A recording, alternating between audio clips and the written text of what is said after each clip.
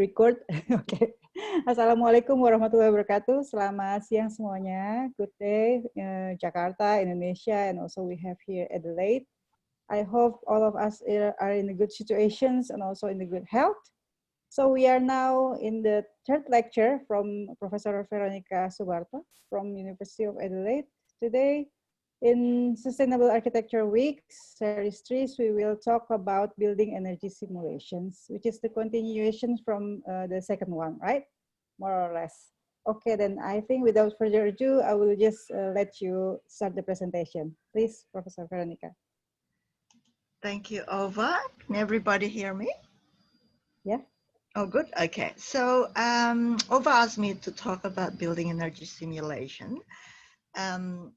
And I hope most of you did come to the last two presentations that I gave so that I don't have to repeat because they're kind of related, although it is more related to the second one rather than the first one.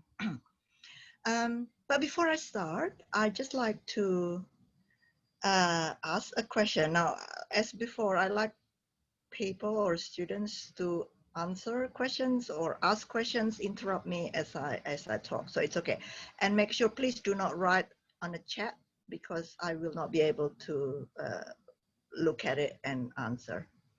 All right, so Ova asked me to talk about building energy simulation, but I like to talk a bit more on the sort of the basic, because often when we talk about building energy simulation, our intention straight away is talking about cooling energy or lighting energy, something like that. So, do buildings really use energy? Isn't it people in the building who use energy? Does anybody agree with that or disagree with that? Who agrees that buildings use energy? Yes, no? Anybody wants to turn on their microphone? Or is it people really? If you look at the images there, are really the buildings that use the energy, or is it the people? Anyone? No answer? Come on. I'd like to try to answer. I Go think ahead, the building needs the energy for the user, so the people that use the building can do the activity and use the building and feel comfort in it. That's good. Okay. So does the building use energy at all or not? The envelope, the thing that you design as an architect. Does it use energy? Yes? No? Not sure. Not sure. Okay. Let's go to the next slide then. I think it does use Okay. energy because to transport the material and to build the building itself, you need energy to build it. Correct. Okay. Thanks. Was that Abdul Aziz, was it? Yes, Aziz. Thank you, Aziz. All right. Well, that's, I think, brings us to this slide. So as Aziz just said, we have, so when you look at building as obviously has the, what we call the envelope, you know, the walls, the roof, the windows, and the structure. And then inside the building, you may have the cooling systems, the fans. If the building is in the cold climate or cool climate, you may also have heating. I put it in brackets because you probably don't need heating in Indonesia, except let's say if you design a building up in a mountain. And then we have the people. And the people would use lights and appliances. So what we call sometimes in this case is the internal loads. So as I said, basically the energy that is used by the building, yes, buildings use energy, and that is what we call the embodied energy, the energy that is needed to make the building. And then what we use to run the building, the technical term is often called operating, or some other researchers would call it operational energy. But also, at the same time, we also have embodied energy inside the building, which are energy that is used to make the appliances, to make the cooling system, to make the ducts, to make the chillers, to make the air handling units, and so on. And then we also have the operating energy, as Inda said, for the lighting, for appliances, but at the same time, the equipment itself or the lighting fixtures, the appliances themselves also require energy to be made, right? So that's how, the energy is used to make those materials. So embodied and operating energy are two things of energy that happens in buildings, and we should not forget that. So when we talk about building energy simulation, I think don't just focus on the thing that just we often use, which is the operating energy, but don't forget about embodied energy. So just quickly, although we will talk more about the operating energy, I'll talk first about the embodied energy. And I think I like to shift or turn around this thinking about energy, because traditionally when we talk about building energy simulation, straight away we talk about cooling energy, lighting energy, ventilation, and so on. But all of those things are not going to happen if there's no building. So we have to start with the building itself, which is what we called before. The building is gonna be built and it requires energy to build it. So not just for transport, it's basically embodied energy is the energy consumed by all of the processes associated with the production of a building or product, such as lighting. And it's energy from obtaining the raw materials to the processing stage to assembling it, including, as I said, the transport and delivery to the site. And in a way, apology, talking about embodied energy is basically talking about the environmental impact from making the building. So, and the reason I think we need to start by looking at the energy used in making buildings, because if you look at the image on the left, this is the latest data that I can find from the world data. The carbon emissions, so the impact of using energy, because usually we burn fossil fuels, it creates CO2 emission. Have a look at this. So buildings are done here, right? So it is using what, about one third of the total energy for electricity and heating. So the energy that is used in the building plus the manufacturing. So of course, manufacturing here could mean manufacturing factory, doesn't necessarily mean manufacturing building, but most of them it is about manufacturing building. Manufacturing and construction also produce a lot of CO2 emission. And then to produce that, to produce buildings, or even when we operate buildings, we also have energy for transport, or use energy for transport, which also produce CO2 emission. So the initial energy use to make buildings is great. It's not just the running of the operation of the building, but making it also use a lot of energy. And that's something that we need to remember. So again, this similar representation, looking at this CO2 emission by sector just in the year 2016. So once again, yes, operating energy is a lot, but making the building, constructing it also use a lot of energy. So when we talk about embodied energy, what we talk about is, as I mentioned before, is from the extraction of raw materials. So let's just pick an example. Let's just say we're talking about reinforcing a steel reinforcement for, when you do concrete columns or beam, you always have the reinforcing bar.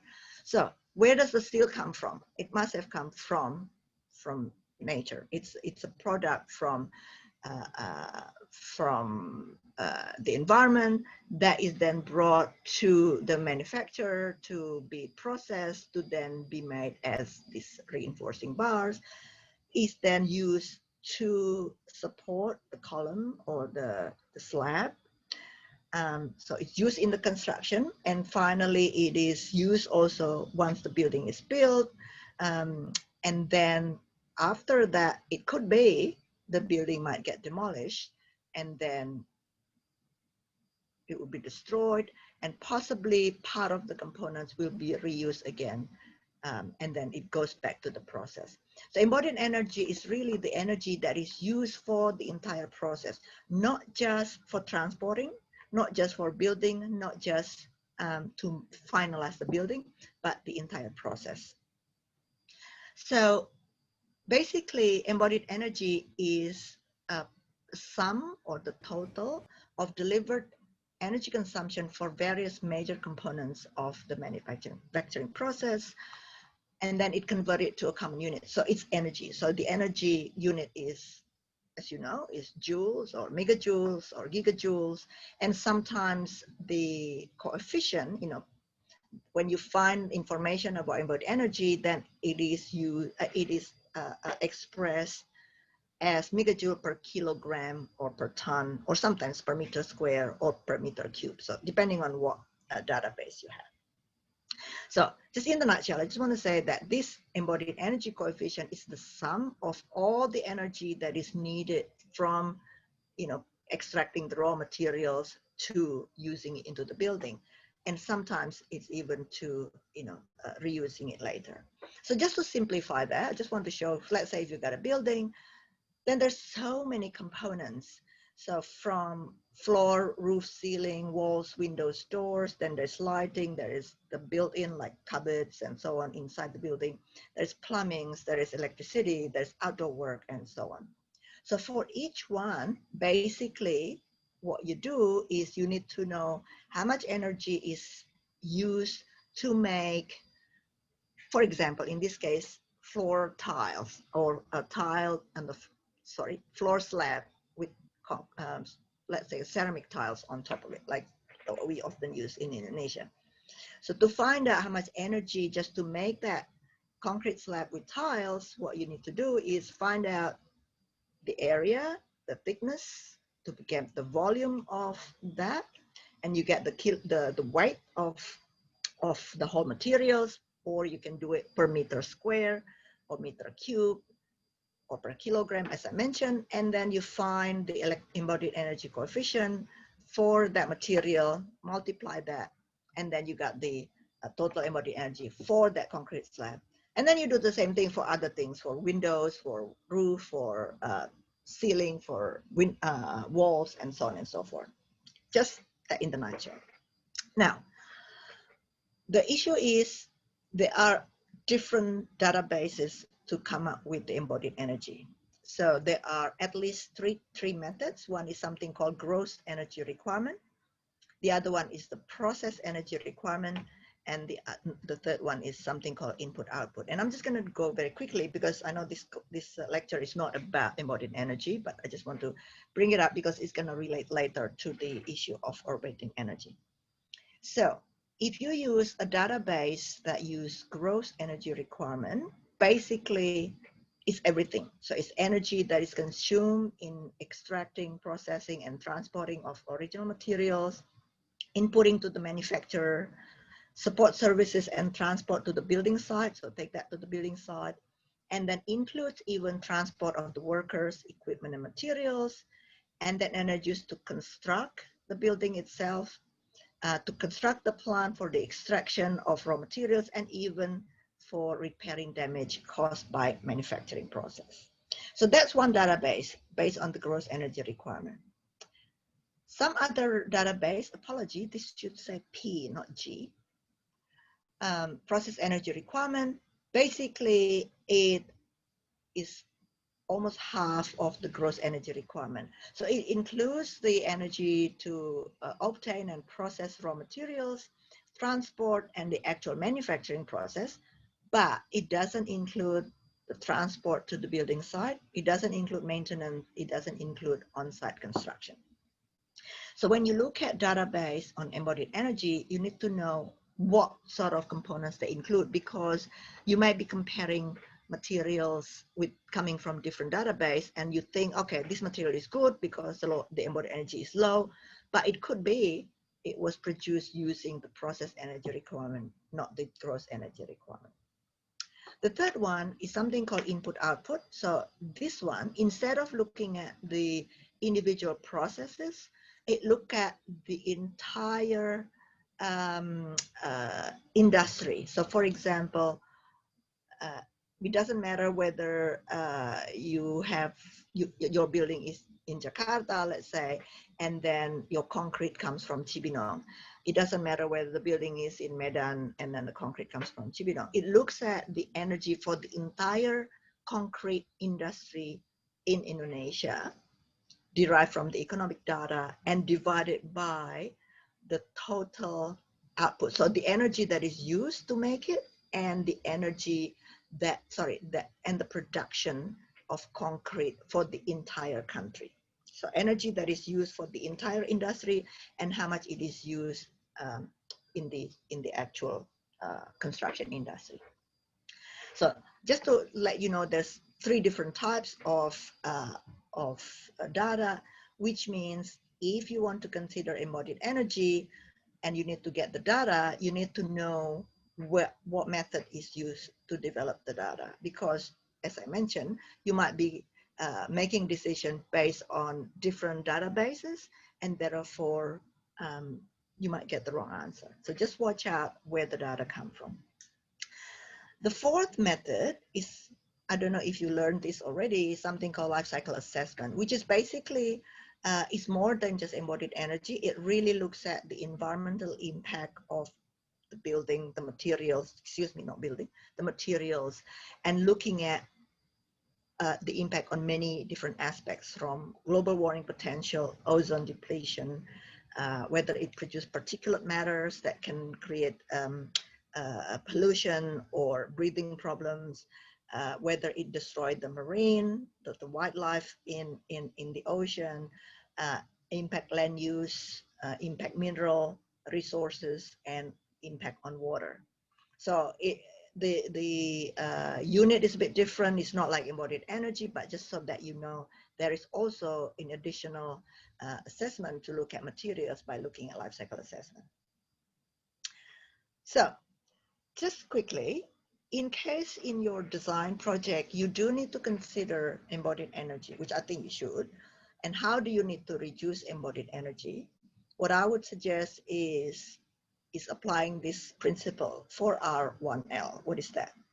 So in order to reduce embodied energy, I think the first thing you need to rethink, do you always need to build something new? And if so, let's design and build only what is needed. And this is pretty hard, I think, particularly for architectural design. I mean, to put it as a simple example, have a look at our own living environment, let's just say. It's very common in many modern houses. You have 2 or 3 or 4 bathrooms, despite the fact maybe it's only a family of parents and 2 children. And you can question, do we really need more than bathrooms in the house? I mean, yes, if you have teenagers, you probably need to have at least 2, because one teenager would use the bathroom for an hour and the other one would use another hour.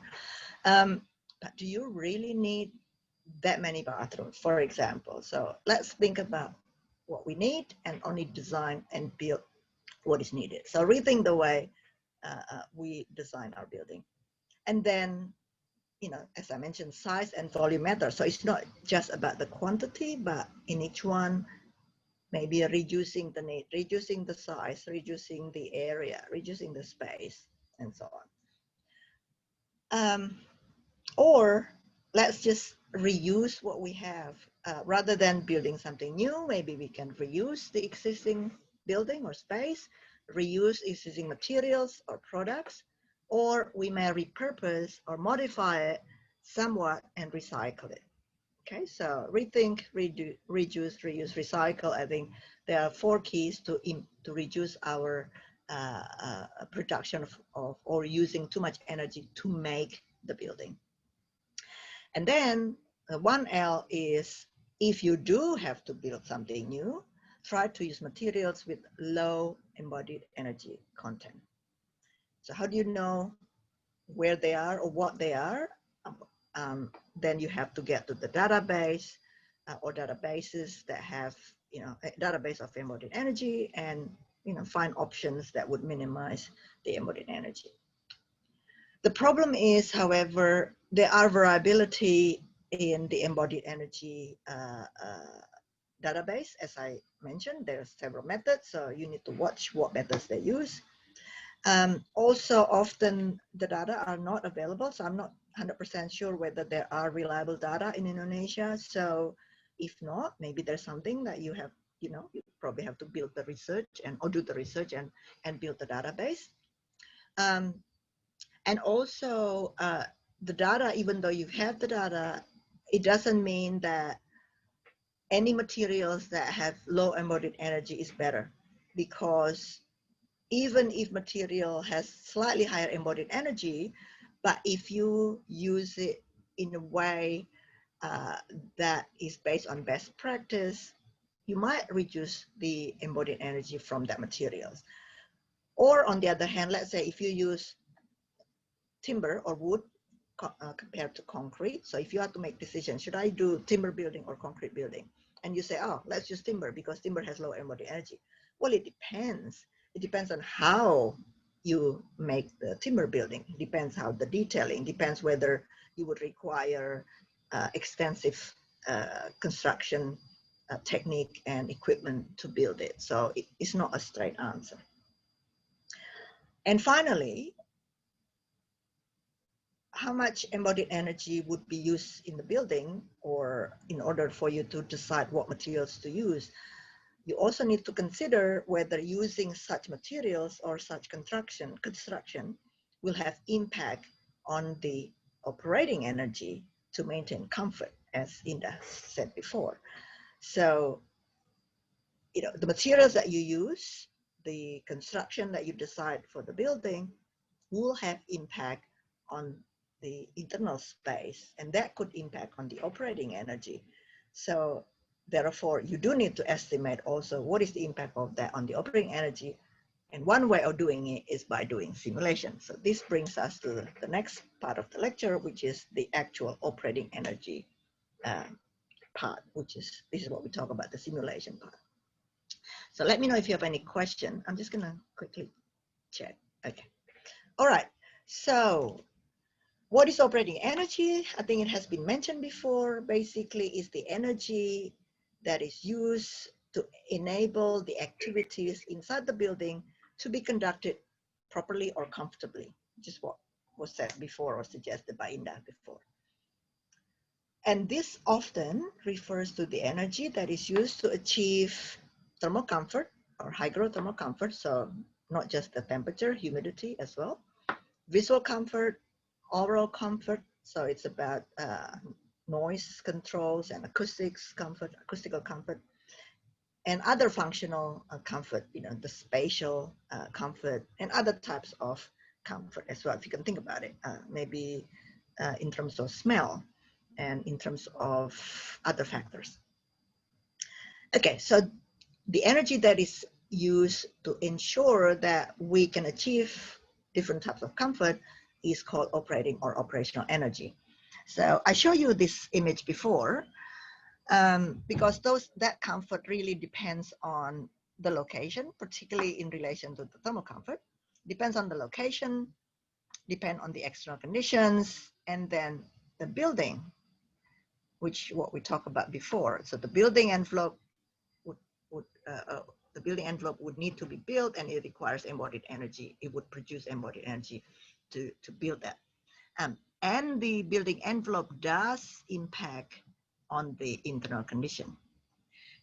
Also, the internal conditions itself or themselves would affect what happens. So if you have too many people, the inside of the building can get warmer.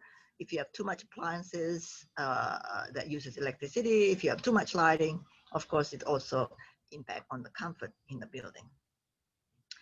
And finally, you have the environmental control system or heating and cooling and ventilation and so on that will impact on the energy used to produce or to provide comfort into the building.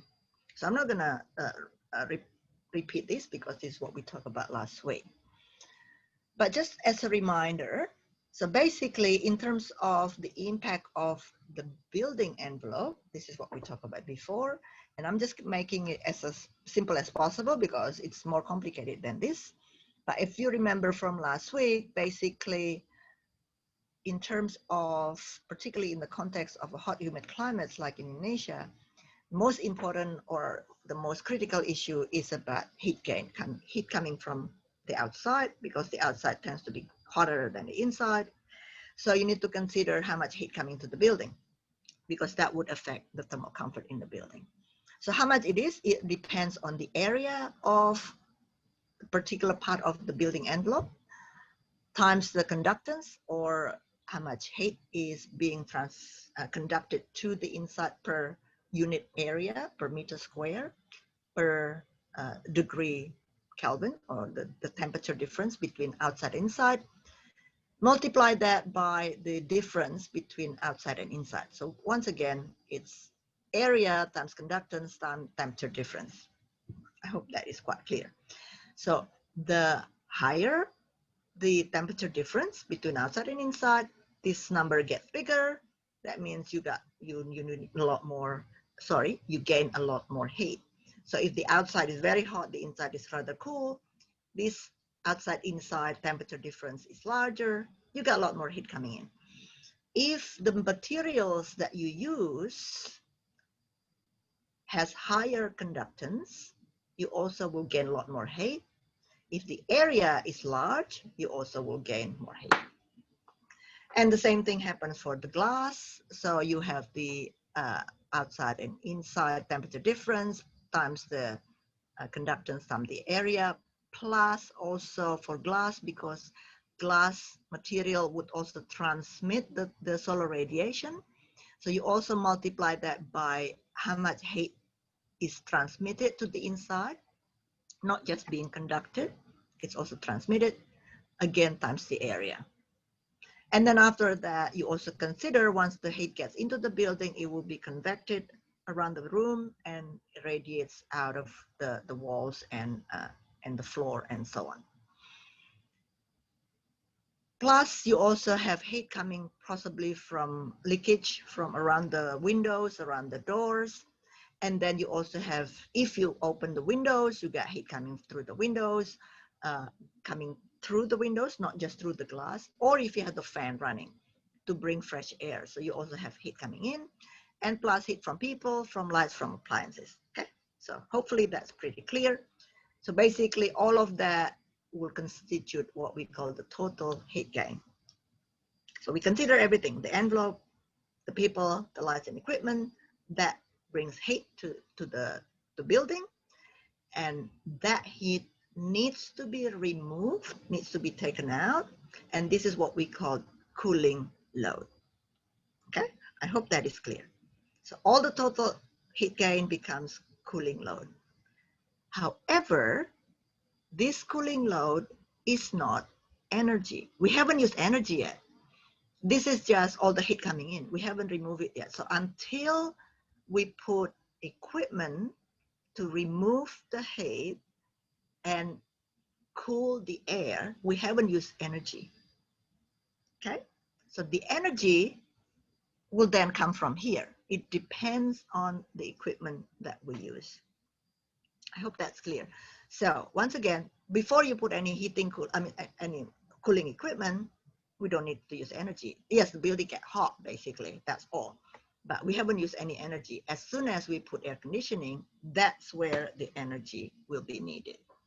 In other words, the energy used in the building does not only depend on these factors, doesn't only depend on the building envelope, materials, ventilation, people, lights, equipment, but also depends on what sort of system you will use in the building. I hope that's clear. If you have any question, please let me know. So, in other words, the actual energy depends on the efficiency of the system. So the actual energy use, this is a very simplification way of calculating total energy use. It's basically you total all the heat gains, which becomes cooling load.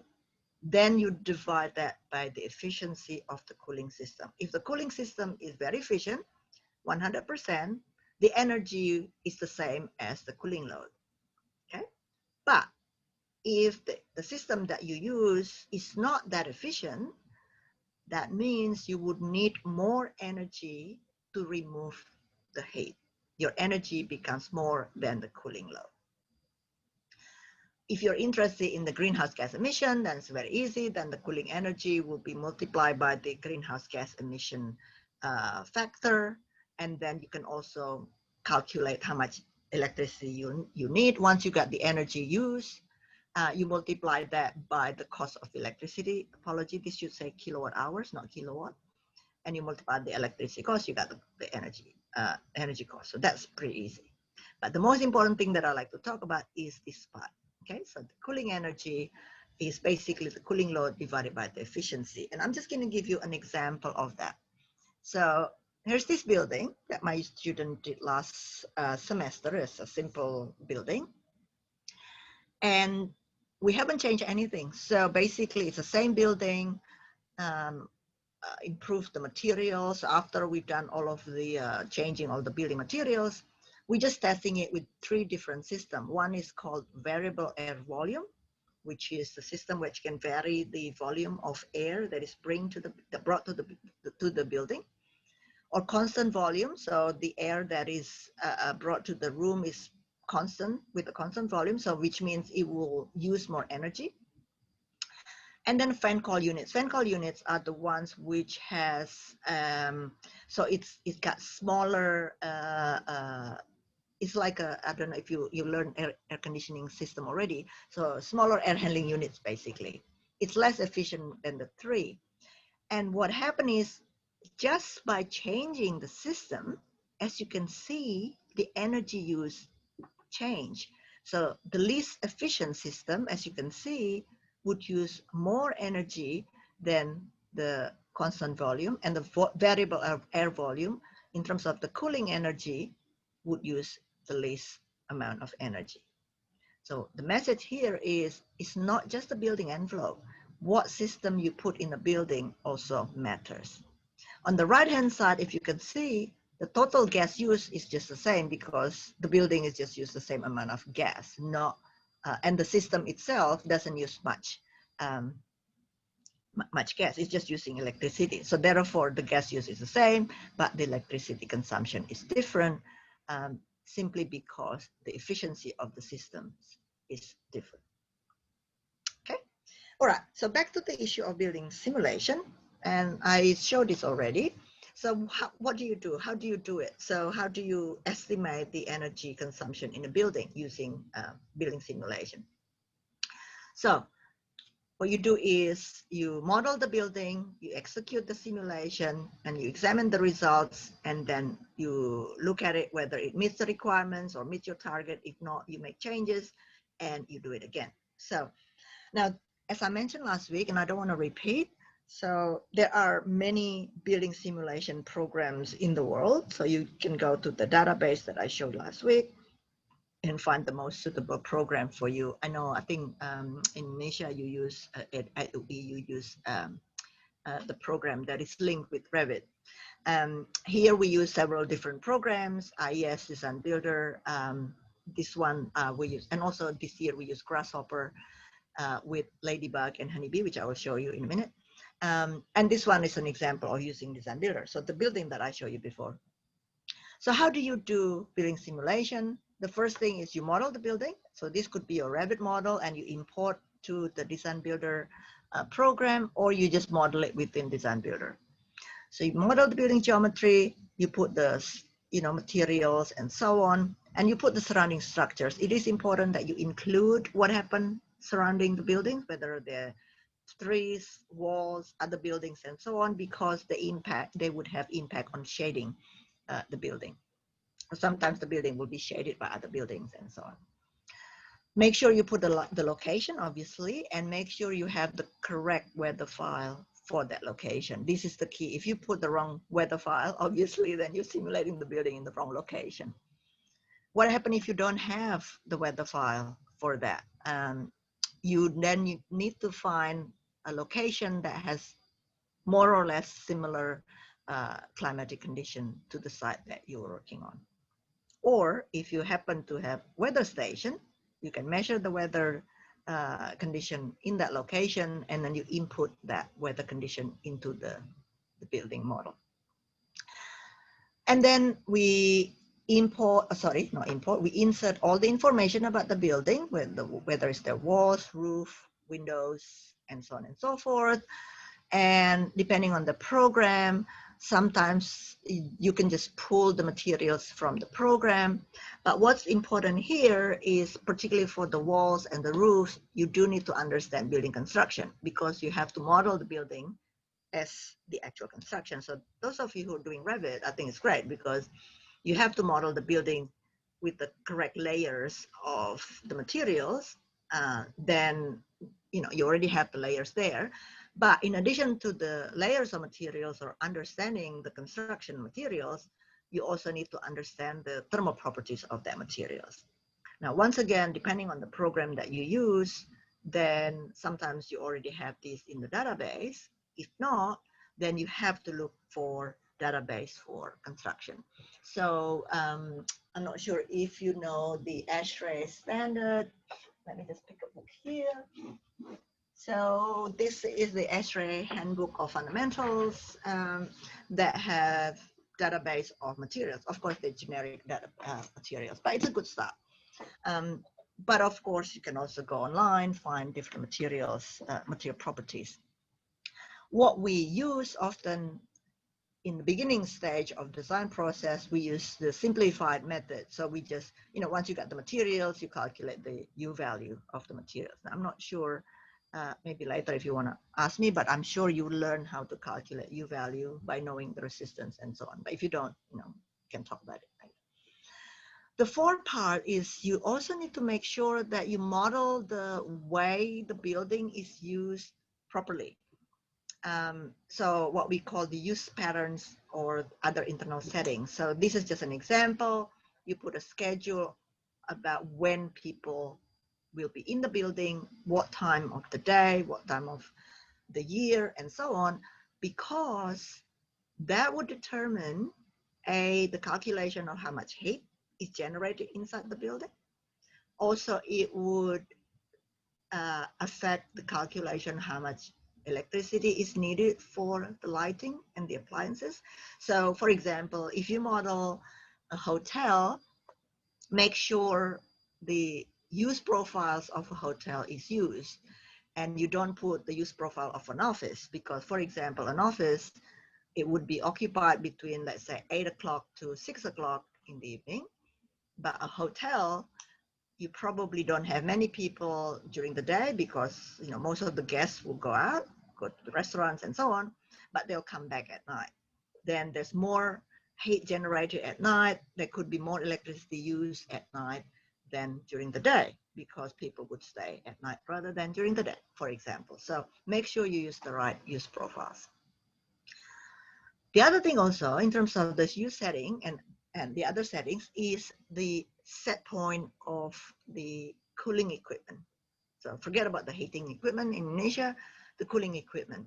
So make sure you also put the right setting or assumption of the set point for the temperature. Because you remember why? Remember this calculation here, or this estimation of how much heat coming to the building? It really depends on your assumption of the indoor temperature, which is the thermostat setting. If your indoor setting is pretty low, say 21 degrees. So again, this is an example of the same building. I did not change the materials. I simply changed the thermostat setting. And look how much energy will be used when you set the temperature of the rooms to be 21 degrees versus 25 degrees, for example. So if you set the room temperature to be very cold, logically, of course, you'll use more energy. Why? Because the temperature difference is higher. Therefore, the calculation, the heat gain becomes more, the cooling load becomes more. That means the energy that you will use will be more. So even changing the thermostat setting can impact the simulation result. So when you do simulation, watch out what is the assumption of the setting. Or this can also be a strategy to reduce the energy is simply by saying to your client, you know, make sure you don't make the room to be freezing cold, make it slightly, you know, in the warmer side, then you use less energy. And then, of course, depending on how complicated you or how comprehensive, sorry, your simulation would be, then you also look at the lighting and appliances. So make sure your assumption about the lighting usage is also correct, because if not, if you overestimate how much light will be used in the building, then you generate so much heat, and what, as a result, you would need a lot more cooling because there's a lot of heat coming from the lighting. At the same time, make sure you don't underestimate the lighting, because if you just forget about putting lighting into your simulation, and then you simulate the building and you tell your client, you know, you're going to have this much energy use in a year, so your building is good. And then, you know, a year later, your client might come back to you and said, how come my energy bill is really high? And then you started realizing, oh, I forgot to put lighting in my simulation. And of course, the simulation would result in very low energy. So make sure you include in the assumption of your simulation anything that could happen into the building. Or once again, this could be a strategy that you can look at to minimize the electricity for lighting. So for example, by changing the lighting, the wattage of the lighting, or changing the lighting type, and so on. And I'll show it to you sort of step-by-step strategy on doing that. And then obviously, as we talked about before, then you also need to have a good understanding of what sort of systems will be used in the building. Because once again, this is what uses energy, not just the load.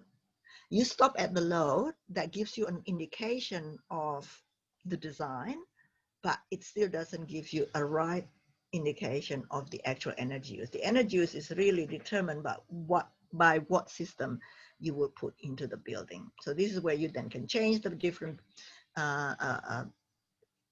cooling equipment type, which then would change the efficiency. Sometimes it's called COP, or coefficient of performance. Also, this is where you said, okay, do I use electricity or do I use gas? Or in some of the programs, you also can put in a photovoltaic system to take or to produce electricity into the building, therefore can compensate the energy that is used by the cooling system. Once you do that, then you run the simulation. Now, simulation, you can do it, usually you do it for the whole year if you want to see the whole building performance for the entire year. So you do it for the hourly simulation, so you got 8,760 hours, or sometimes you do it every half an hour, depending on the program. But sometimes simulation, you can also just do it for the worst case scenario, so during the peak, very hot day, or maybe the hottest week of the month, or the hottest week of the year. So it depends on, you know, what you're gonna try to look at. And then once you run the simulation, you look at the result. And this is some of the examples of the results. However, I guess when you run simulation, it's not just about looking at the final result. So the one on top is showing the temperature only. So this is the simulation run without air conditioning. So we just run the simulation, we turn off the air conditioning, and we just wanted to see how hot the building can be during certain time of the year. What's also important is a plot like this, like the second one. Unfortunately, the yellow color doesn't really show. This plot shows the distribution or the breakdown of where the heat goes to or come from, okay? So this shows the breakdown of the cooling load. It shows that in this particular case, most of the heat comes from the window. This is the yellow one, okay? More come from the window for one typical week. The others come from a bit of lighting. So lighting is, I guess, the second problem in this building. And then the third one comes from let me see, computer. And then the others are the ventilation. So when the plot shows as negative, it means it's a heat loss or the heat goes out, which is a good thing. But the one that is positive is the heat comes into the building. So this kind of plot is quite useful to help you decide what is, or to help you understand what is the main issues of this building. In this particular example, the main issue is the window. So if you want to improve the comfort in the building, you need to do something with the window, whether it's put shading or change the window size or change the window type, window glazing, and so on. There's another type of sort of plots in such simulation, okay? So once again, this is coming from Design Builder, but other program would have more or less similar things. So once again, usually it would show result for the whole year, and it shows the breakdown. So once again, this shows that the most heat coming from the windows, this is the yellow, and the second one comes from people. And then the third one comes from lighting, and then the fourth one possibly coming from computer, again, computer and equipment.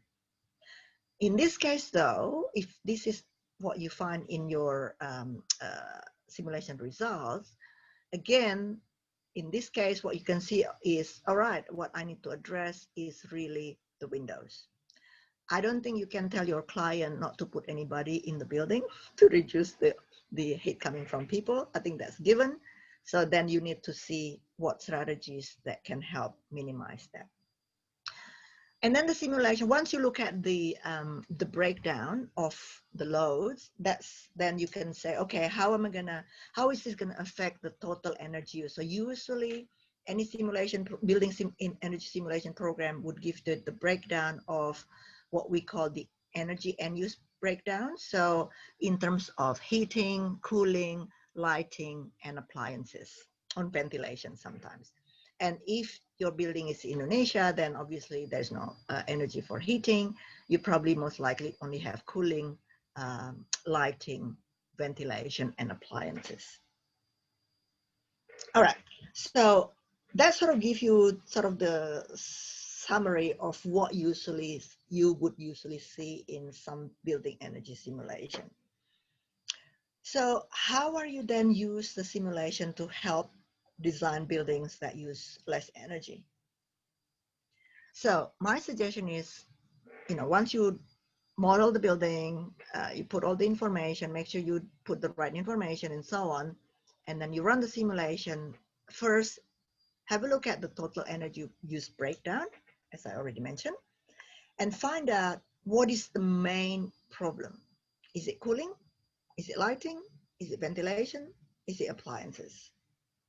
So don't just straight away making changes or making improvement, because you may actually address something that is not the main problem. So for example, I mean, even my students sometimes did that. So we do some simulation exercise, and they straight away said, I'm going to add insulation. And I said, why? And they just said, well, because that would make the building have more heat coming to the building. And I would ask, is cooling the real problem? Or is heating the real problem? Or is the problem something else? And sometimes they add something like insulation and they see, oh, there's no impact. Well, there's no impact because that is not the main problem. So make sure you identify the problem by looking at the big picture first. And after that, look at the breakdown of the load, as I mentioned. Is the problem the roof? Maybe, why do you put more or better roof materials? Because, if you put more materials onto the roof, you add embodied energy to the roof, but it may not help anything because maybe the roof is not the main issue. Maybe the issue is the windows, it's not the wall. So don't try to do changes in the wall if the walls is not the issue. Or same thing, don't just try to use the most fancy glass if the windows are not the issue. Maybe the issue is something else. Maybe it's in the wall, and so on. So use such plot or such output to really diagnose what the main problems are in the building. And then once you know, okay, the main problem of the design is, let's just pick an example, is cooling, And it looks like the main issue is the heat that comes from the window. So what do? Well, you can either reduce the size of the window because the area becomes smaller. Remember, the heat gain becomes less.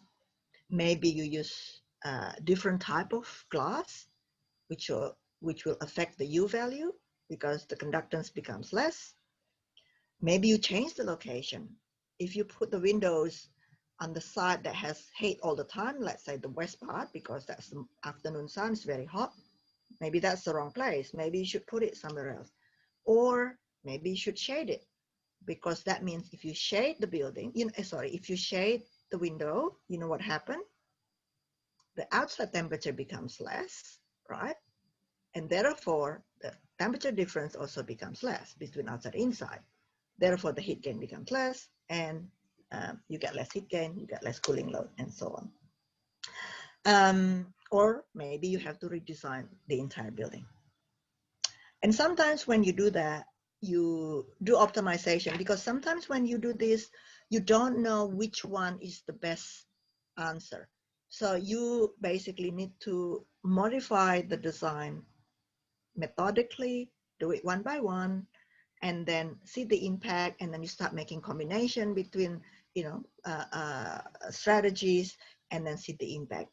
When you make changes, and if you don't see much impact, then you said, oh, don't worry about it, because that doesn't make any difference. So do it methodically, systematically.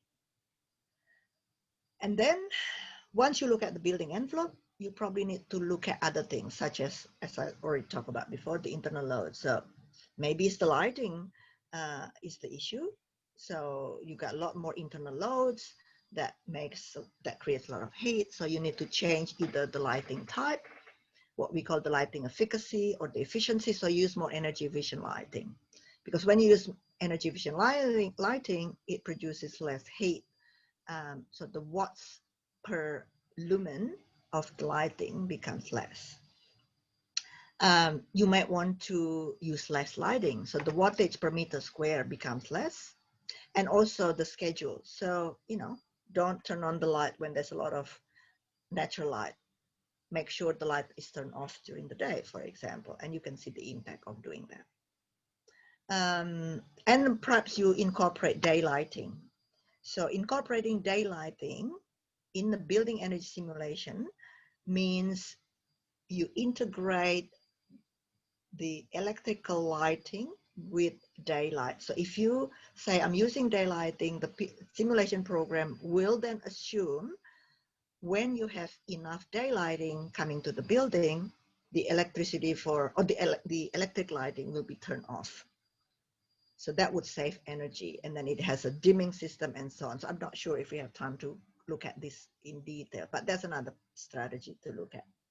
And I think probably when you do the actual simulation, you will go through this as well in your class.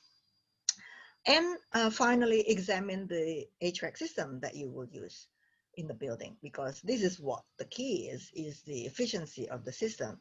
So if you want to reduce the energy for cooling and the ventilation system, you need to understand what sort of system are applicable for the building, and start thinking about using the more efficient system, whether you use variable volume, whether you use chill beam, whether you use displacement ventilation, and so on, because they would affect the system efficiency or the coefficient of performance.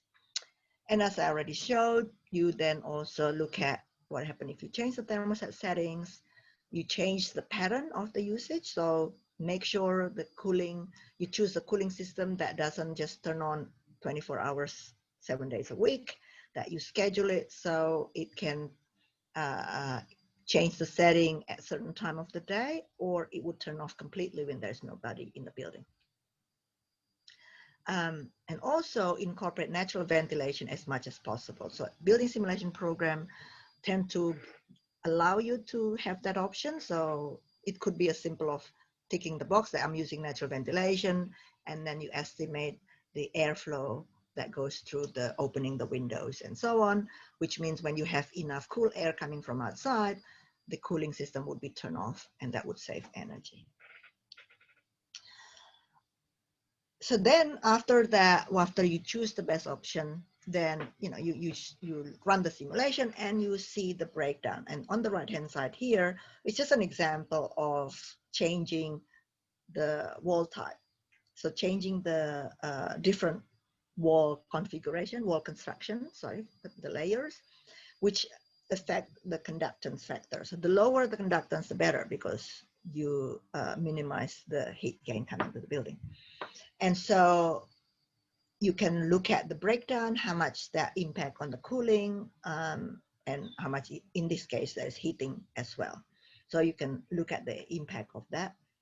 And then also do something, I don't know if you will learn this, life cycle cost analysis. So basically it's when you, if you make changes or you make modification on the building, of course, there's implication of the cost of that particular materials. So then using life cycle cost analysis allows you to look at the savings in operating energy, compare it to the investment that you put into making that building more energy efficient, and it will give you the present worth of the strategies and help you make decision. I think I should wrap up very soon. So this is an example of, this is that I did when I was probably doing my master's, probably 30, 40 years ago, a building, a campus building in Texas, where we look at what happened to the building, and this is the result. And I was using a program called EnerWin, which is a energy simulation program that I sort of co-write. I authored the user interface, but it used energy simulation engine that my professor did, a long time ago at Texas A&M. So the first step was to analyze the breakdown. And in this particular case, as you can see, the major problem is cooling and lighting. So the strategies that need to be put in place is something that would reduce the space, cooling, and lighting. Also equipment, as you can see, it's quite high, but we can't do anything. It's a campus building. They use a lot of computers and lab equipment, so we can't change it. And the water also relates to the lab equipment, so we can't really reduce the water usage. So these are the two things that architects can do. And then we look at the breakdown of the problems, basically, and really you can see most of the problem comes from the lighting, not so much on the window. It's mostly on the lighting. And because they got so much lighting need or lighting electricity used, because lighting also generates heat, then it impacts on the cooling. So it's not about the window. However, just to give an example, we said, okay, let's just see what happens if we also do strategies to minimize the heat gain, because cooling is a problem. So we said, okay, let's try double pane glazing, and we also put insulation. But we also tried to see what happened if people don't use lighting as much as they did there. So then we ran the simulation. So this is the status quo, the base case. And then we said, okay, let's incorporate daylight to reduce the lighting. But it doesn't work. Why? Because as you can see, the building has a lot of these shading devices. So even though we said, okay, incorporate daylighting, have sensors and so on, there's not enough daylight coming to the building. So unless we change the shading device design, it's not going to work. So daylighting is not working. As you can see, adding insulation is not going to do anything, even increase the energy. Using double glazing windows also doesn't make any difference. Why? Again, because the windows are shaded anyways. And again, it's not the problem. The main problem is really the lighting usage. When we say, okay, don't use the lighting as much as they do in terms of the use profile and use more energy efficient lighting, the saving is much greater. And also when we said, okay, let's try to open the window to let the heat out when you use a lot of lighting and you combine it, that's where the energy saving would be more efficient or would be more significant. What this says here, this is really the powerful thing about building simulation, because you can identify the problems. You don't just straight away spend money. Imagine if the building owner said, okay, I'm going to make it better. I'm going to put better glazing, and put more insulation, and change the cooling equipment, make it more efficient, and spend millions of dollars to do that. When in fact, the most effective strategy is almost like not doing anything, just change the behavior of the people. And all of a sudden, it saves more energy without costing a lot. So that's really the benefit of doing this. You can do such thing. The last few slides is just showing other things with building simulation that you can do. So building simulation program can also be used to look at the airflow in the building. This is doing the computational fluid dynamic, or CFD. I'm not sure if whether the one with Revit can do it. With other building energy simulation programs such as Design Builder or IES, you can visualize it, which architects like to see. It can also look at how much daylight gets into the building. That we talked about daylight before. So in this particular example, this is not my building, but you can see that in this case, near the window, you got a lot of daylight. And then as you get to the back of the building, you got less daylight and so on. So you can see where daylight can be effective and so on. I'm not going to do this, but if I'll give you this PowerPoint to over, and you can click on this. It actually goes to an example of a student work that I have, just to give you an example of what a student you can do in using simulation. We also, I'm not sure if you've done it or if you use Rhino in UE. We also use Rhino, Grasshopper, which then use Ladybug plugin and Honeybee to do simulation. So with this one, as you can see, the input is quite different. It's, I don't know if you know, Grasshopper. It's basically kind of using this network of relationship of components inside buildings, but in a way it produces similar things. It can look at energy use and temperature and so on. And it also could look at airflow, daylighting, and so on. So something to explore if you want to know more about it. So finally, how do we put the issue about embodied energy and operating energy together? Why did I start with embodied energy in this context? Because as a designer, I believe we need to consider not just the operating energy, not just embodied energy, but both, because this is what impacts the entire energy of the building, what we call life cycle energy. So life cycle energy is basically the operating energy times the expected lifetime of the building, 30 years, 40 years, 50 years, whatever. So this is recurrent energy. You know, it happens every year. Embodied energy usually happens once, which is when you build the building. It could happen again, you know, components of that when you have to replace something. You have to replace your cooling system, for example. You have to replace your roof. Then there is a bit more energy here. And I think this is really important because whatever you put here will impact the operating energy. Okay? If you want to minimize operating energy, sometimes you need to increase the embodied energy. So you need to consider both, not just operating energy, not just embodied energy, but do it at the same time.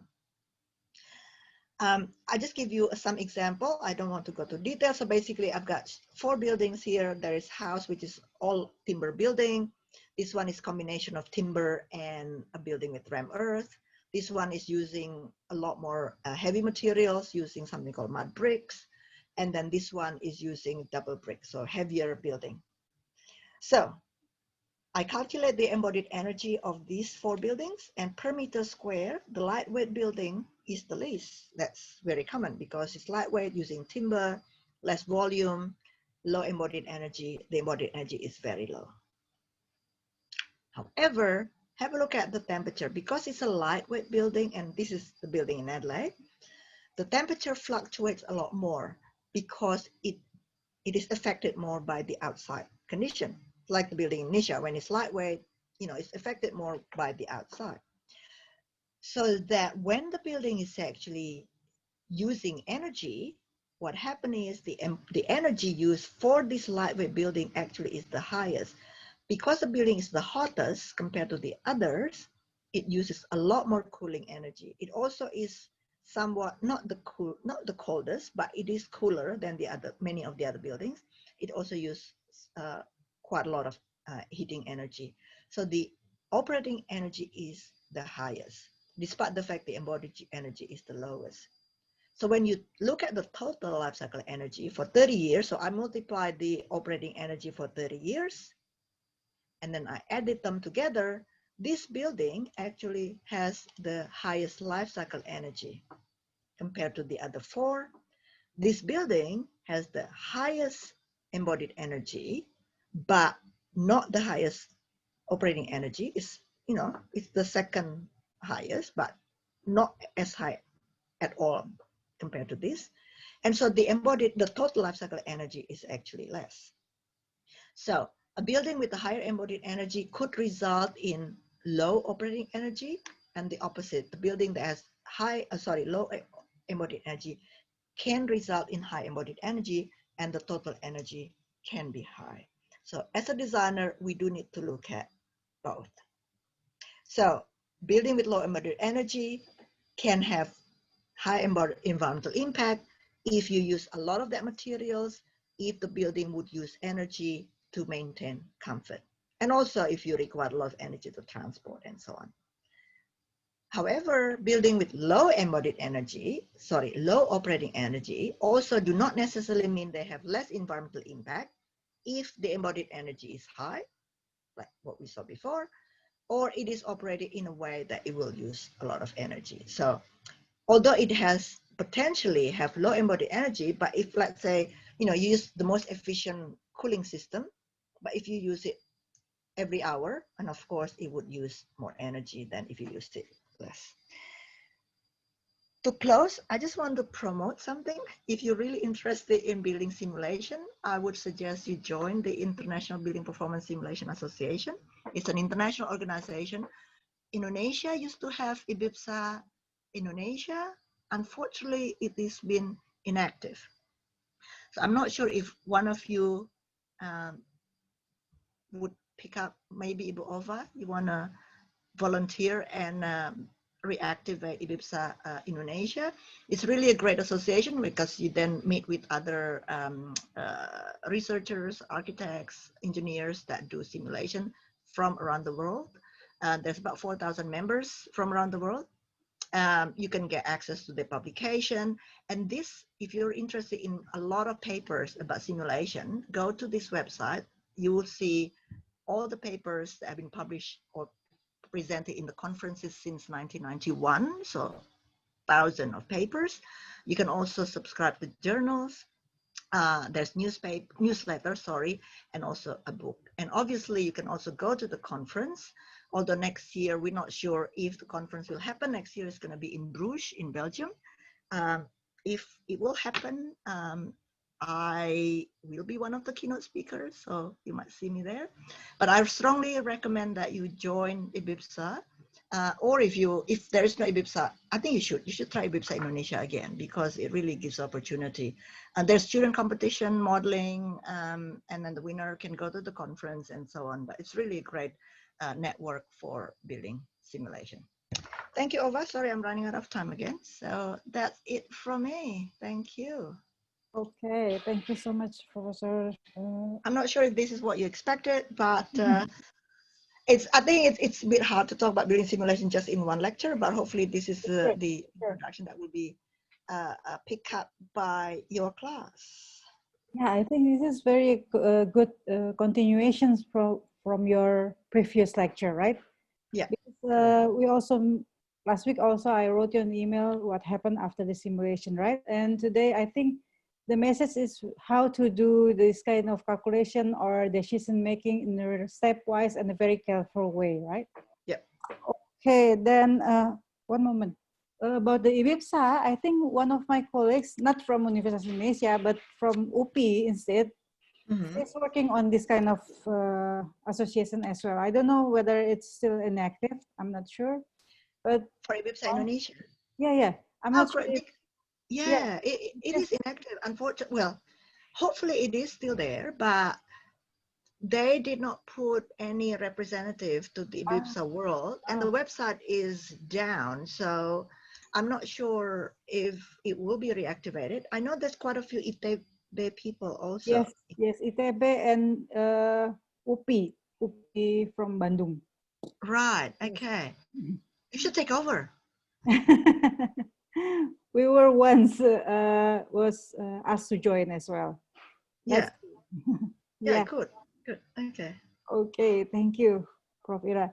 Now I would like to invite questions from the audience, please. If you have any questions, also from the students of Bangunan Hemat Energi, or maybe the students from outside of this class, maybe from the professional class, or maybe from the postgraduate class, please. If you have questions. Yep, please. You have Bahasa questions. Indonesia juga boleh. Prof, there's one question on the group, on the chat, if you can read, Prof. All right. Okay. Let me just see. Okay.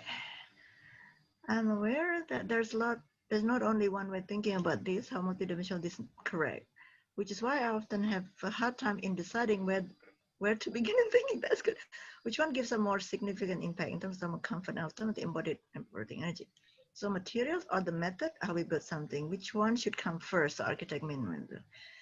Wow, very, very good question. Okay. It's honest questions, Prof.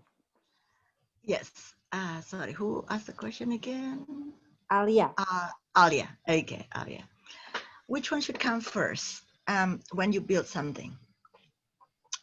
Look, let's discuss, because I don't want to give, this is the answer. I think we can discuss this. I would say, if that was me as a designer, I would say, first, of course, you need to talk to your client, or if this is a studio assignment, talk with your studio instructor. What is the main issue that you have to tackle? And then I would start with that principle. This is my own take, okay? The 4R1L. So rethink, reuse, reduce, reuse, recycle. In other words, if it's not needed, let's not make it just for the sake of making things. Because if you do something that is necessary and you do it well, I think the result will be amazing. Of course, as a designer, it's not just making something functional. Of course, there's other aspect that we started with when I started a long time, 2 weeks ago, which is the social aspect. Of course, you have to consider, the impact on the occupants, the social impact, the beauty of the space, of the place that you're making, and so on. So that is also important. But when it comes to then thinking about thermal comfort or energy use and so on, which one comes first? I would say, of course, as much as possible, you need to provide comfort with the least impact you can have on the environment. Because if you just focus on comfort only, then you might say, well, some people might say, oh, I just want to be, feeling cold all the time. And there is no other way. In Indonesia, you probably can't just rely on opening windows, especially if the outside is busy and dusty and so on. Then all of a sudden you say, okay, I just put air conditioning. Once you start putting air conditioning, no matter how efficient the system is, I think you start undermining yourself as a designer, because I think we as designers still has a role to minimize the need for cooling by designing better building. I'm just looking at Pak Toga's background. I don't know if that's really your house, Pak Toga, or is that just a background? But that's a great image behind you, because it shows this indoor-outdoor relationship. Looks like there is enough shading outside. There's some vegetation that can help minimize the heat coming from outside and so on. And that doesn't need a lot of energy, right? So I think comfort needs to come first, with the thinking that it needs to be achieved with the least amount of energy as much as possible. But then sometimes, whatever you do, you always have embodied energy. And therefore, my suggestion is to look at this, what we call life cycle energy. So you do the optimization, I suppose. You look at, okay, I do this strategy. It used little energy, operating energy, but it used a lot of embodied energy. Or you said, I'm using a building that uses least embodied energy, but it might use a lot of operating energy. If the total is the same, maybe both are okay. However, then you start thinking, well, if I use material with low embodied energy, but the building would use a lot of operating energy, despite the fact that the life cycle energy is the same, but the people, the occupants, has to pay for that operating energy, right? So then it's probably not as good for the people, because then they have to spend more money for the operating energy, plus not just the total operating energy, but also the environmental impact and so on. So you're right, it is multi-criteria. It all depends on the importance of each factor for the project. Some projects probably would emphasize more on let's say on the environmental impact. Some project will emphasize more on the costs, and I guess you just have to go with different possibilities. Now, there are tools that can be used for multi-criteria assessment. As a matter of fact, when I moved to Adelaide, that was one of the first projects I did. I actually developed multi-criteria assessment tools, and I can pass you on the paper that I wrote on that to Ibu Ova. Or if you want to search multi-criteria assessment and put my name in it, usually it would just pop up. So it is a way where you need to give a weighting, like, you know, embodied energy is 20% importance, operating energy is 10% importance, or whatever. And then by doing multi-criteria assessment, you actually can come up with possible answers. But normally there's no one answer. And you just have to make decision at the end, which one is with the best, because there is no one answer. Unfortunately, there's no one answer, but at the same time, as an architect, I think we say, fortunately, there is no one answer, because that's where the creativity will come, right? Because there's no one answer. Otherwise, we're gonna design the same building for everybody, and I don't think that would that would be good for us. So I think not having one answer is a good thing, because that's where the creativity will come up. So that's my answer. I don't know. What do you think? Do you want to counter argue, or Alia, do you want a different idea? What do you think? Not necessary to counter argue, but it's just that I really had a hard time in deciding where to start, because it's very multi-dimensional, and I don't know. It's when thinking about this, suddenly I felt the pressure on my shoulders. So understand. Yeah, I'm still a student, so True. I'm not really responsible yet for my designs, I guess. Yeah. But it is something that I have to consider. So that's why I'm asking. Very good question, and I think that's understandable. And I think, to be honest, I think architecture schools sometimes are not treating the students fairly. We put pressure too much on the students, thinking that, you know, they have to decide. Well, in reality, that's not the case, right? But Toga, when you got a project, it's a team. You discuss with the team. You're not making decision on your own. So I think putting the student to make one decision, I think that's probably not the right thing to do. I think we should allow them to give. I mean, look, my suggestion is, if this was, as long as you have arguments, I think that's more important. I don't think it's fair to expect the student or a student to come up with one best solution, because there is no such thing. As long as, to me, if I was to teach you, I would say, give me your reason. And yes, it's not the best solution, but if you have reasons, to back up your argument, I think that's all you can do as a student, because it's not a real project usually, right? It's a hypothetical project. As long as you can show, you said, okay, I do this because these are the outputs. So let's say if you use simulation, then you said, okay, I come up with 3 possible answers. This one, the implication is it has high embodied energy, but low operating energy and low environmental impact, let's just say, and low cost. This one can provide comfort without using much energy, but it requires a lot of embodied energy. This one is, and then so you use the tool to demonstrate or to back up your answers. And then, you know what? I'm just gonna say, go back to your lecturer and said, what do you think is the best? I give you 3 answers, not just one. What do you think? Okay. Don't give 1 answer, give 3 answers. And you're doing better than the actual assignment, right? Because you give more answers than what was asked, and let them decide.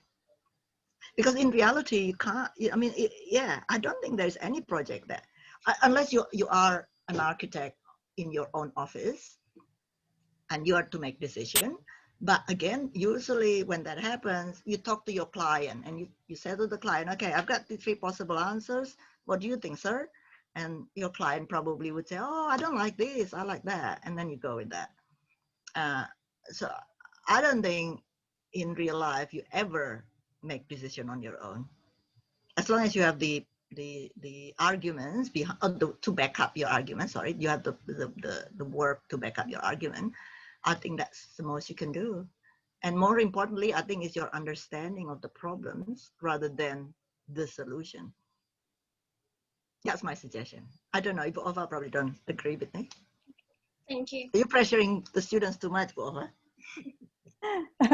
No, what you just mentioned is very important, Prof. Ira. Actually, what the scenario is, in the end, we can just give like 2 or 3 scenarios instead of 1, right? But I mean, the most important thing is we know the background, or we know the reasons of our decisions. Maybe this is very hard on this kind of age because we need to decide on something. But this is what we learn actually. When we decide A, you know it's why. Why A instead of B, and why B instead of C. Yeah, this is a process of learning. It's still yes, normal. I totally agree. I think that's more important, is knowing I think all of this, like doing simulation, is, to me, while we're learning, is really just to understand the consequences of your decision. And I think that's really important lesson, not just, you know, getting the best answer.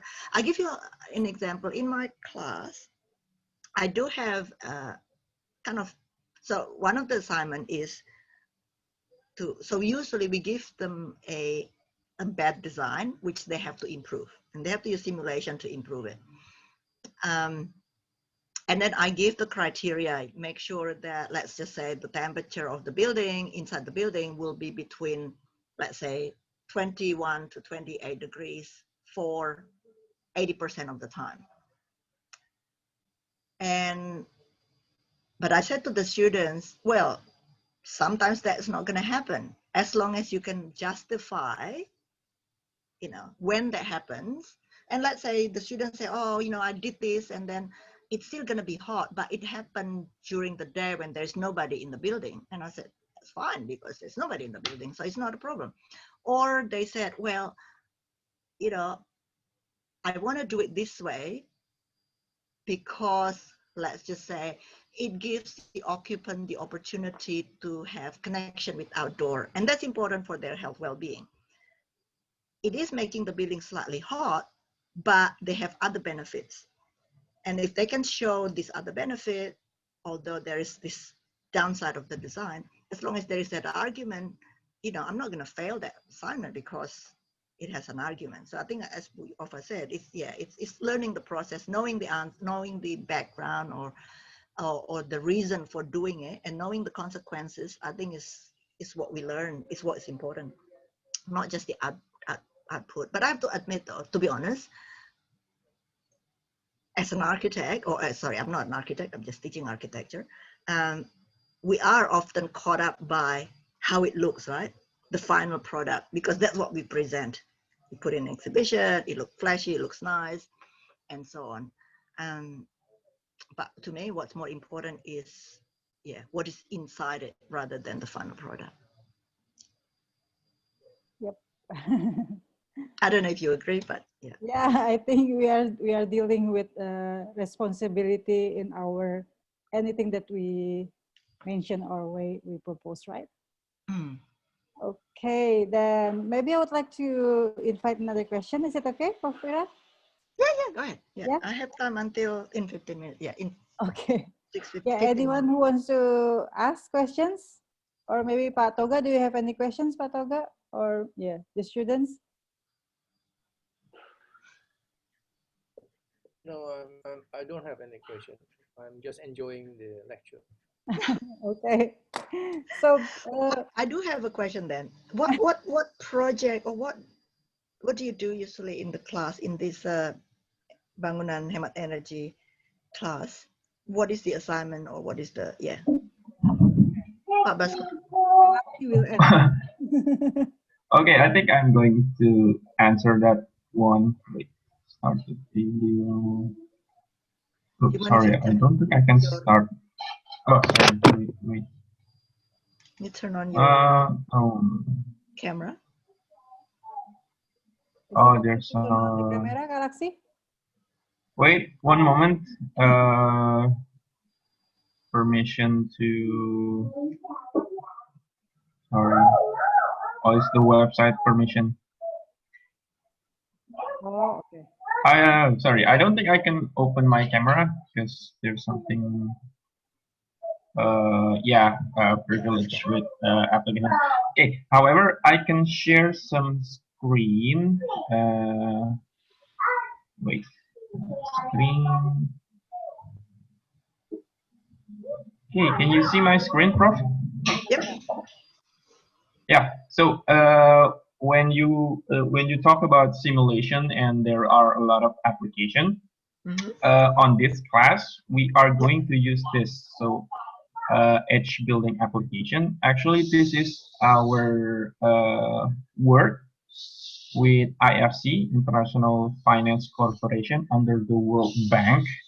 And from them, they actually have I don't know if it's a contract or something, but we are doing this under the flag of GBCI. So Green Building Council Indonesia. Yeah. Okay. They have those kind of work with IFC, and we got this, let's say, license. Maybe not license, but we can teach the students how to use this kind of application. Yeah. This application will be one of the points if they want to be a green associate. Yeah. Me, myself, I am a green associate. I already took the course, and there's another step that you can be a green assessor. So if you want to assess a building, whether it's green or not, you need those kind of a certification. So, however, for the students, we are going to teach them this. Like similar as you said, we have a lot of criteria that we can do here. For example, I'm doing now is to put the location here and there. Let's say we put it on Saudi Arabia. This is all web-based, so we are going to need a good internet connection. And then it took quite long. And then we go a lot of things we can do. I'm doing an office plan, how much the area, etc., etc. And then can we do this next? And there are a lot of things to let's say to play with, to play around. Like this window to wall ratio. We can change this, and automatically all the cooling load, all the energy, lighting, and a lot of stuff automatically change on this right panel. So what the goal is in this class is to teach students at least to use this application, this online application. Right. Okay. So So what are thank you the, very much, Prof, with the let's say an opening lecture because there's a lot of resemblance with what we are you're trying going to to do? Yeah. teach the students. Yeah. So can the students put in the actual geometry of the building, or you can only put the area? This application is actually it's not a modeling. Right. It is more like me and Ova like to jokes around. If Revit or something else, it's more about the tools for the drafter. This application is more about the associate architects or maybe the owner of the project because we just only put parameters like Right. how much building that we want, The where's the area. orientation, Right. something like that. So it's more So, about we are becoming the boss of this project. Let's say we have so this it's a yeah, one okay. So person, it's a bit something like that. simplification of that. Right. Okay. So it's simplified. So if the building is actually surrounded by other buildings, you cannot put the shading from the outside building and so on. So it's not really No, simulation. More okay. It's a simplified method for that. Okay. Right. yes. Apologies, Prof. My daughter is singing around. Okay. That's all right. That's cool. All right. Thank you. So Ibu Ova, last week, hang on, who was talking about using Revit? Was it also Laxi? It's Greg. Ah, right. So what class was that? That's the BIM class. That's a BIM class. Yes. But you also use the simulation in that class, or that class doesn't use. Yeah, we use do the simulation, but this is using the Revit. The That's Autodesk right. Revit. Yes. So it's different class. That's All one right. is we are focusing on the building performance itself. Yeah, and this Right. one is we are talking about energy efficiency, water conservation, material. All right. Okay. Yes, It's a bit bigger picture yes. class. I see. That's why So you're this using. class is about assessment actually. Yeah, got it. All right. Okay. Okay. All right. Okay. Thank you. Okay. Prof. Ira, I have my own questions regarding the life cycle cost analysis. Yeah. Actually, when do we use this life cycle cost analysis during the project? I would say any time you make changes, particularly major changes that affect the cost, I would do life cycle cost analysis. Now, if you are using simulation tools that has life cycle cost, it's actually not hard because what you do is, you put the cost of, I don't know, let's say the concrete wall plus whatever, the windows and so on. So there is a place where you put the cost. And then once you make changes,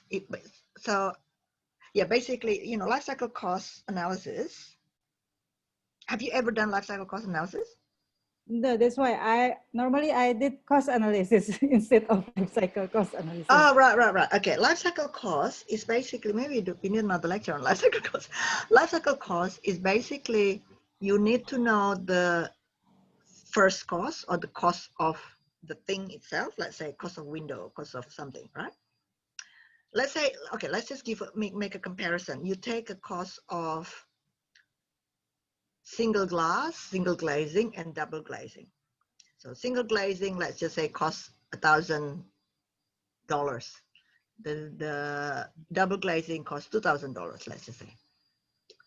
If you only look at the cost, you say, oh, double glazing is so expensive. I'm not going to use it. But when you use double glazing, theoretically, because the conductance, the U value of double glazing is less, the load becomes less, therefore the energy becomes less.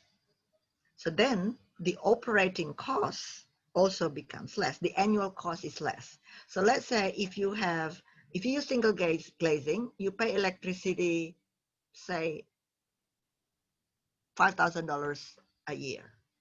When you use double glazing, your electricity cost goes down to $3,000, let's say. So first you have the cost of the glass itself, and number two, you have the cost of electricity.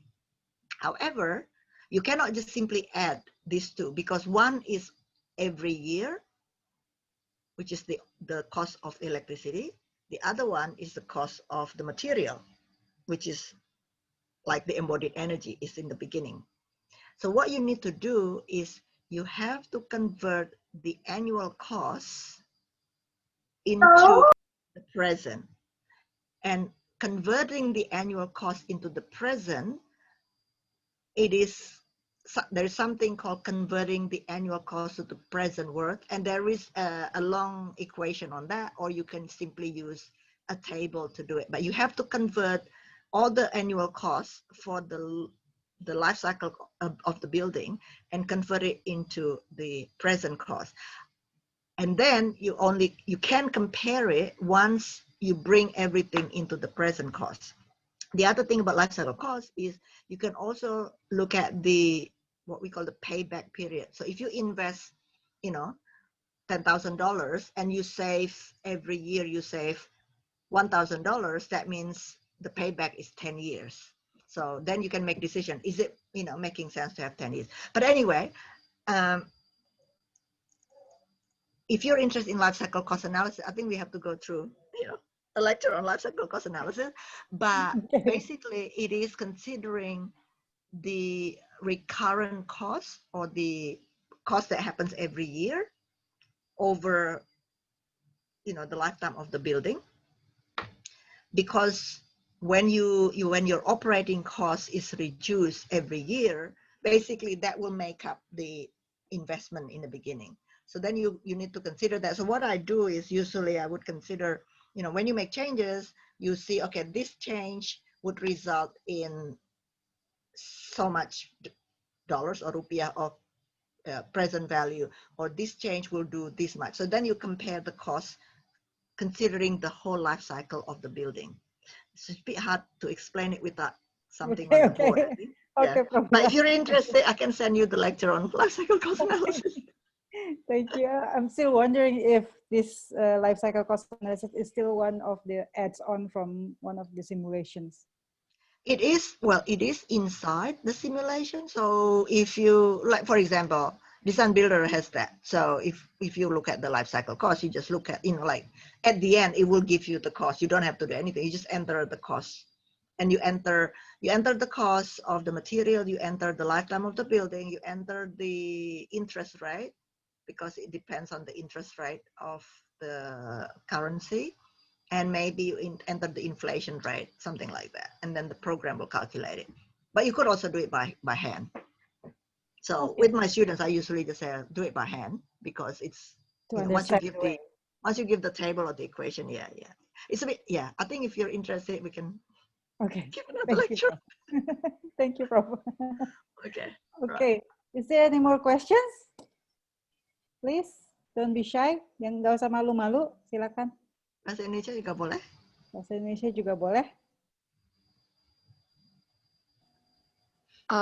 Good afternoon. I'm Farah. I'm from undergraduate student, and I want to ask about the vegetation, because the lectures that the lecture that you showed us is about the embodied and also the operating energy, and I want and it says that about the materials and also like the thermal comfort or the electricity that is used, and I want to ask about the contribution of the vegetation, or such as like green roof or something that with the natural vegetation on the building, because actually I asked about vegetation also in the previous lecture on bangunan hemat energi class, and also it says that Mbak Ova said that it contributes the criteria of the green building, but I don't know, I just believe that it is not really have a big impact like another thermal comfort thing or the electricity thing, and I just wonder if the, let's say, the green roof or the vegetation in the building also contributes from the simulation of the software? Is it also can be calculated, or is it contributes as much as the other factors? Thank you. Thank you. Very, very good question. So first, yes, you can do vegetation. Well, okay, depending on the software. If I say, excuse me, just a second. Okay. Using Design Builder or IES or any big program, you can usually simulate green roof or green wall. So what you do is when you specify the layer of, let's say, the roof materials, then you put in the layer of the soil, the aggregate, or whatever layers it is. However, so theoretically you can. The problem with vegetation, it really depends on the capability of the software, because in reality, it also depends on what sort of vegetation you put, right? So if it's only a tree with leaves, it would be different than if it's what we call a bush or something that is on the ground, or even grass would be different. So simulating that is not easy. I mean, it's really hard. So some simulation program, you then have to assume the size of the leaves and how much water in there and so on. But there are parameters to do it. So you, in a way, yes, you can. But you asked the right question. Is it really beneficial?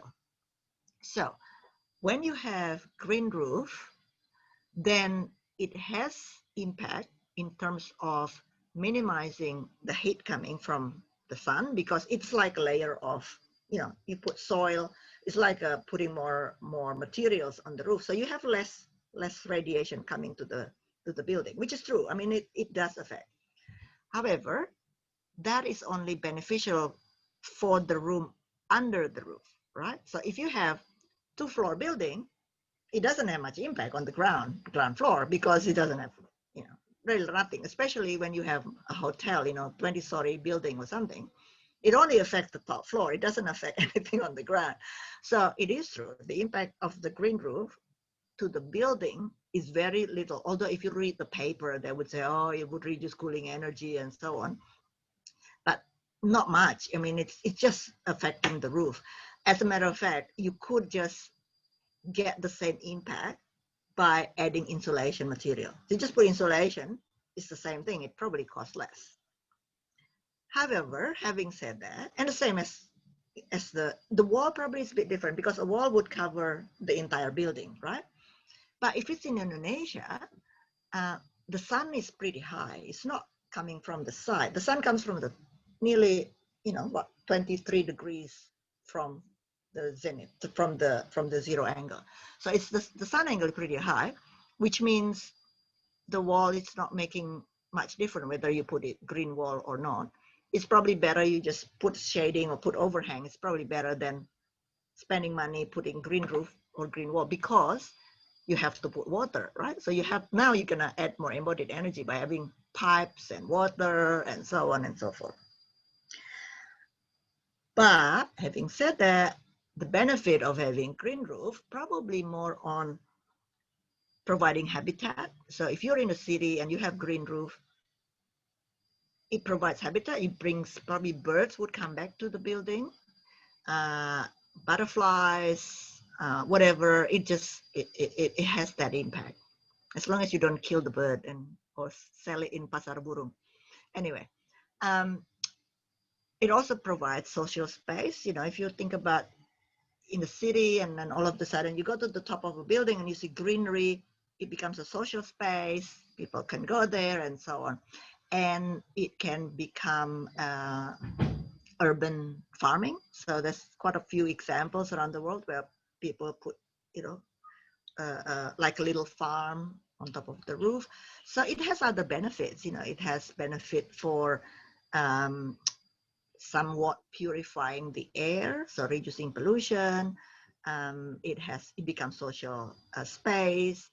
It's good for your eyes, especially after seeing all the concrete or glass building, and you see greenery. It's always good for us, for well-being, for eyes, and so on. And then if you put it on the wall, it minimizes the surface temperature because the sun doesn't hit the wall. So then it can affect the urban temperature. So it can help lower the urban temperature around the building.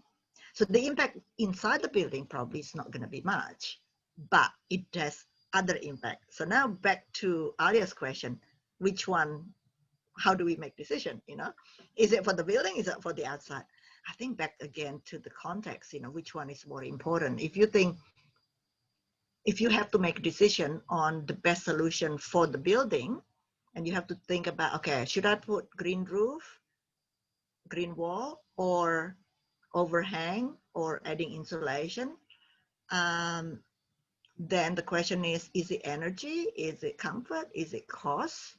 Is it well-being of people?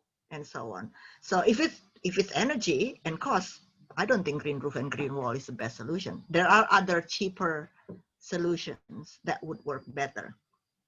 But if the intention is improving habitat, improving urban environment, providing social space, then green roof and green wall probably is a good solution. So yeah, so that's my answer. I mean, there's no one answer. In terms of simulation, yes, you can simulate it. In terms of the impact is only felt to the room immediate to that surface. So if it's green wall, it only affects the wall, the external wall. It doesn't impact the room inside. If it's on the green roof, on the roof, it only affects the room under the roof. It doesn't affect anything underneath. So the impact is very minimal. I think there's other reason why we put green roof and green wall. And as a matter of fact, if the issue is trying to minimize energy, it's probably best, rather than putting green roof, you probably put cool roof, you know, putting reflective surface on the roof, light color material that would just reflect the heat, cheaper, no maintenance, and it works better. But it creates glare to people, so you can't really then put people there. So it depends again on what you want to do. Sorry, I need to answer this quickly. Sorry, can I just answer this very quickly? Please. Sorry. It's nearly 6:30 here, so I need to pick up my daughter. Okay. All right, any other questions? Any other questions? Or is that answering your question, Farah? Yeah, is it? Yes, it answers. Yes, it answers the question. I just wonder because, in my opinion, the green roof or green wall thing maybe not very effective, and I just wonder if the simulation from the software can also count how much the energy that is saved from the green wall and green roof things. Yeah, you can give her the answer. Yeah, you can do that, definitely. Me, myself, I have my own urban farming on the rooftop.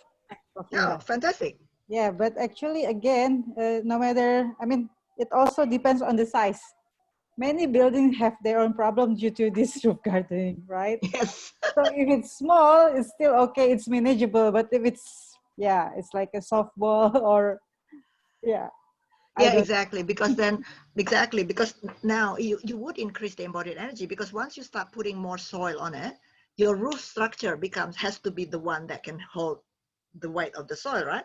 All of a sudden you add more material to the roof and so on, you increase embodied energy, and then you can question, is it really worth doing? So I think that there are good examples of buildings that I see with, beautiful green roof, but I think they did it not because of impact on the cooling. It's more providing space and I think with my own reason, I have this kind of roof garden because I just love to see greeneries on the second floor. And during this pandemic, I don't know, I think I have a lot of happiness because I'm dealing with them.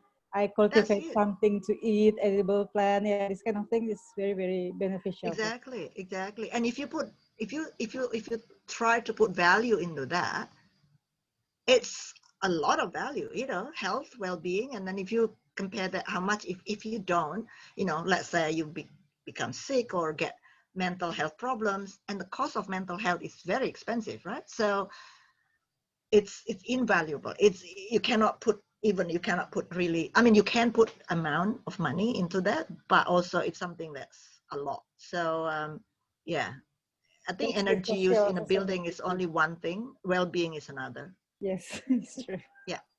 Okay, what is the I was wondering how important we put modeling massing on the simulation in terms of accuracy or anything that becomes parameters. I'm one of the, I think it depends. All right.